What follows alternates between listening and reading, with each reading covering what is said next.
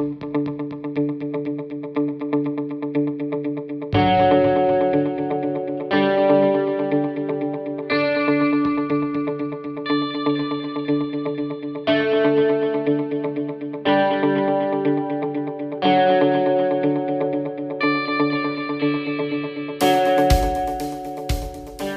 Internet, I'm Scott and this is PLUGHITZ Live Unboxed. Today we will be taking a look at the brand new iPhone 11 Pro Max. This is the newest and largest of the iPhone family, and according to Apple, the first device in the iPhone family to deserve the Pro name. For iPhone loyalists, you will know that adding the word Pro, that moniker means something. There's been some question as to whether or not this device deserves the addition of that moniker, but we won't be talking about that today. Instead, let's take a look at what comes in the box. Here we have on the front, as usual, the photo, and you'll notice that the box is black. Oftentimes, iPhone boxes are white. But I suppose with dark mode, they're going to make a big deal about that. Inside the box, we have the phone. We'll start with the phone itself. The big change, of course, is on the back here with the big camera bump here in the corner. That will be the defining feature of the iPhone 11 Pro and Pro Max, is that new camera array up there. Other than that, the device looks and feels very familiar to anybody who has seen the last two generations of their flagships, the iPhone 10 or the iPhone 10s, 10R. This is a very similar look and feel because they really haven't changed anything but the size. Clearly, this is the new green color, which I'm pretty excited about because that new color is pretty slick. This is the first time in a while that Apple has actually changed what comes in the box here. It has stayed fairly steady for a very long time, but that changes here. So let's take a look at what else is in here. First, we have our little cover here, which, as per usual, will have your SIM removal tool, some Apple stickers, your terms and conditions type stuff, safety handling, exposure to RF, battery, that type of thing, a quick start guide, and that comes in this little sleeve here. We also have the Apple EarPods, which were the replacement for the old Apple earbuds, which were questionable to say the least. They were definitely not one of Apple's more popular products. This is not AirPods, though. These are EarPods. They're definitely better than the old ones, but not by a whole lot. The big change, however, comes right here. While this may look like a standard lightning cable, that the packaging is falling apart in my hand. This may look like a standard lightning cable. It is not, because that is USB-C and not USB-A. This is the first time that an iPhone has come with a USB-C charger. There's a couple of reasons why you would want that. The first is that most computers today are coming with at least one, if not only, USB-C, including Apple's own MacBooks. We've seen these switch over to USB-C over there. So as A starts to disappear, C becomes more and more important. However, C also has the ability to transfer more power because the amperage is higher. With more power comes a better and faster charge. And so the iPhone 11 has the ability to charge faster, which makes sense because the batteries are bigger than they've ever been before. So those bigger batteries would take longer to charge, and so a faster charger comes along as part of that.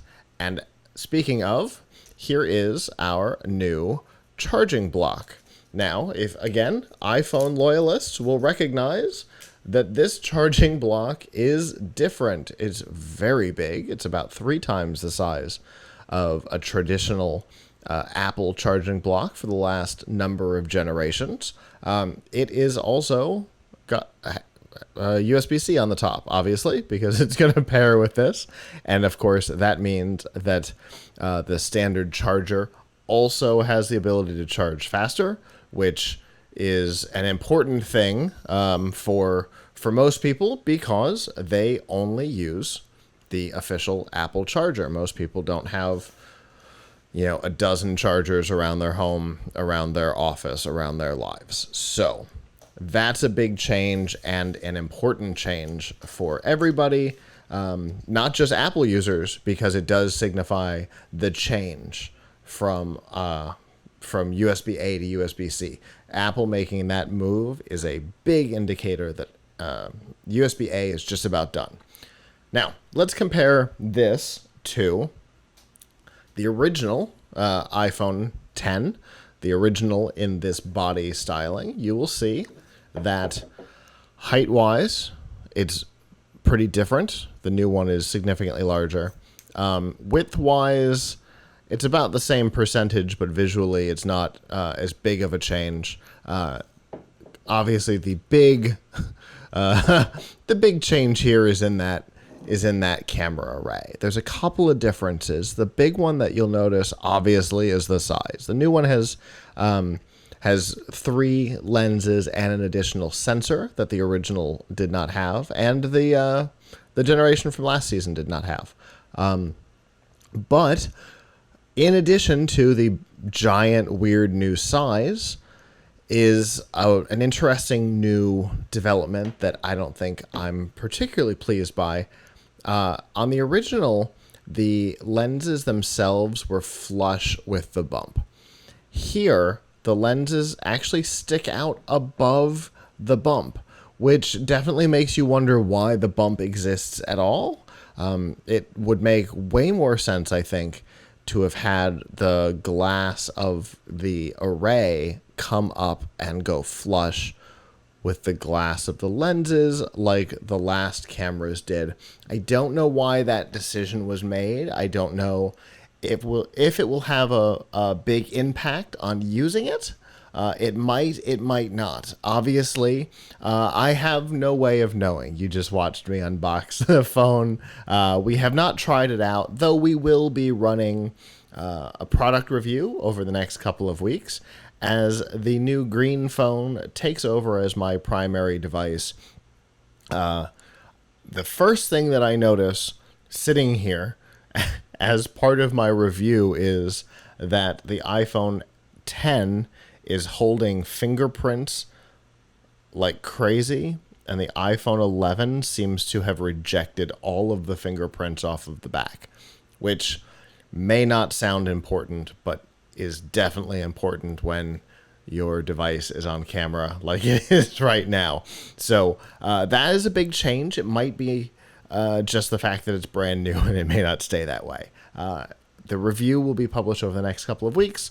I will be looking for things like fixes to a number of the previous problems of the device overheating, which the iPhone X did a lot. I'll also be looking to see if the issue of the screen auto-touching that existed on the iPhone X has been resolved for this new device. And obviously there's a whole lot more that I'll be looking for. That review will be published in just a couple of weeks. You can find that and all of our other product reviews by going to PLUGHITZLive.com/reviews, or if this one has already been published, it'll be linked in the description below. If you would like to see other unboxing videos from us, you can always go to unboxed.live, or you can go to youtube.com/PLUGHITZLive, and there you'll see all of our shows, including our unboxings there. And I suppose with that, until next time, ciao.